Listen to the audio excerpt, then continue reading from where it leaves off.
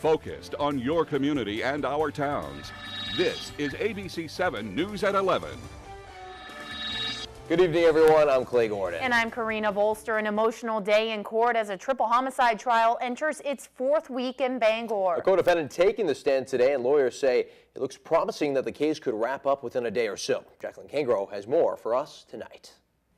Nicholas Sexton spent his testimony. A Woolwich man who 10 years ago was found guilty of sexually assaulting horses at the University of Maine stables has now been sentenced to 9 months behind bars for possession of child pornography.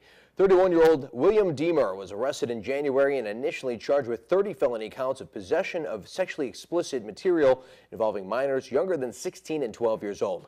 Deemer pleaded guilty to 10 of the 30 counts.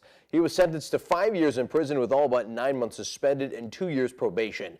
Back in 2004, he pleaded guilty to sexually assaulting a horse at the Witter Farm at the University of Maine. A man arrested by Bangor police over the weekend and charged with drug trafficking making his first court appearance today. 23-year-old Jamel Simpson faced a judge via video conference today. He's charged with trafficking and furnishing scheduled drugs as well as prison contraband. He was arrested after police caught him with more than 40 grams of cocaine. Now, if convicted, Simpson faces up to 30 years in prison, followed by 4 years of probation and up to $50,000 in fines. A 3-vehicle accident in Stockton Springs leaves an elderly man dead and others injured tonight.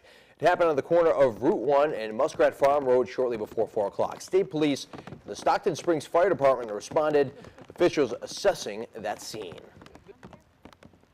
We had 2 vehicles northbound, 1 vehicle southbound. We have reconstructionists en route. State police say 79-year-old Philip Grindle was driving the white vehicle southbound. Officials say one of the vehicles crossed the center line for unknown reasons. The operators of the other cars were taken to Waldo County General Hospital with unknown injuries. The cause of the accident is still under investigation. Meanwhile, a second crash in Milford, this one involving an infant on board. A Pontiac G6 was reportedly driving erratically on Main Road. Witnesses say the vehicle was making bad passes before fishtailing and clipping a telephone pole. Police say no one was injured, but an infant was inside that vehicle at the time. There was just a baby that was in a car seat that was inside the vehicle. She was transported to the hospital. She was under a year old. The 34-year-old man who was allegedly driving was taken to Penobscot County Jail on driving to endanger and endangering a child charges. Alcohol has not been ruled out as a cause of the crash.